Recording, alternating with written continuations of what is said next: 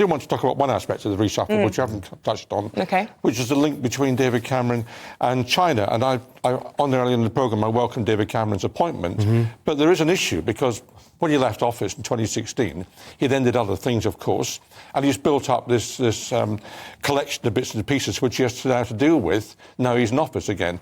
And one of them is the fact that he's been particularly pro-China. He was appointed as vice chair of the UK, of the China-UK Investment Fund, which was also questioned by Parliament's Intelligence and Security Committee. And now, of course, he's dealing with China as Foreign Secretary. So he's got to unwind that. So the question is he going to disavow what he's been doing, or is he going to somehow incorporate it into British policy? Well, he has already relinquished all of his roles as of yesterday, hasn't he, since he became the Lord and the Foreign Secretary. So you can't relinquish and whilst your views. He was an elected leader and then Prime Minister, he presided over, wasn't it, the golden era, when they became friendlier than ever with China, and that was with a mandate. So he could probably argue that, you know, perhaps things have changed. Relations with China have changed in recent years, and therefore he maybe needs to change his tune. He can reinvent himself, but, I mean, there is an issue with what he said and what he's done. And I know from my time in government, I mean, he and George Osborne were unhealthily pro-China. What happened was that the Dalai Lama came across to visit the UK, and he met with both David Cameron and Nick Clegg. China then sent the UK into cold storage and wouldn't meet ministers for a while. Curiously enough, I was the first minister to go to China after that, in defrosting.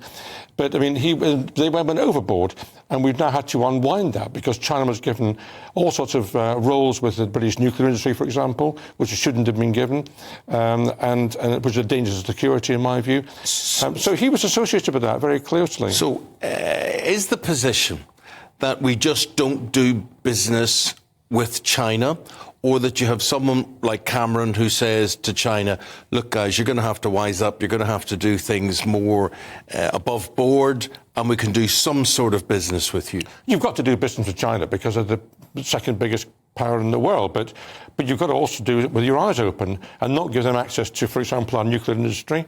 You've also got to maintain the right to raise the grotesque human rights abuses which occur in that country. Yeah. OK, well, I mean, you expressed your thoughts about his foreign policy experience in relation to Libya and the European Union as well earlier on, so we won't go over the same ground. But let's talk about one of the reasons, possibly, that he's got the job, and this was the controversy surrounding the marches over the weekend, which Suella Braverman was involved in. And well, the Armed Forces Minister James Heapy's been saying that Rishi Sunak is considering giving police more powers to crack down on them, and this is in the Daily Mail. Yeah, it's also in The Guardian, and it's actually being aired quite regularly. So I've made it clear that I find the sentiments of those demonstrations, even if some people are naively thinking that these are calls for peace, I think that it's very misplaced. And that what happened on October the 7th was an anti-Jewish pogrom, and we are taking on ISIS-like regime in terms of Hamas, who started this, and so on and so forth. Right. Despite all that, and despite my concern about anti-Semitism growing on the streets, I do not think we should ban these demonstrations. I am absolutely convinced that what we need to do is to hold firm on those, you know, liberal Enlightenment values around freedom and free speech. And funnily enough, I mean, if anything, I'm glad that we can see it. Right? If there's depths of anti-Semitism that have been kind of ruminating and festering, and now we can see it on the streets, banning it doesn't make it go away. And I remember when, after 7/7, NUS and student unions banned Hizb ut-Tahrir off campus. Well, Hizb ut-Tahrir didn't go away. They just relabelled.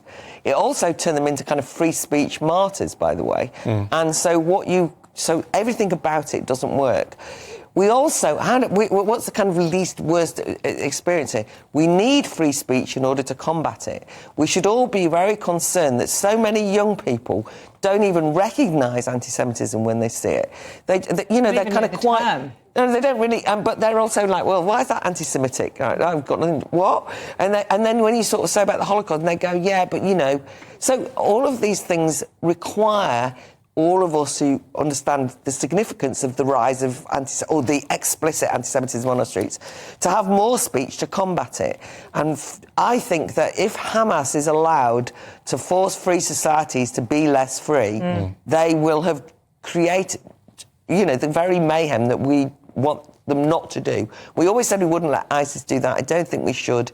And I think this is a misstep. And trying to cheat to deal with the problem. Well, it'll be a first big challenge for Cleverly in the new role as Home Secretary.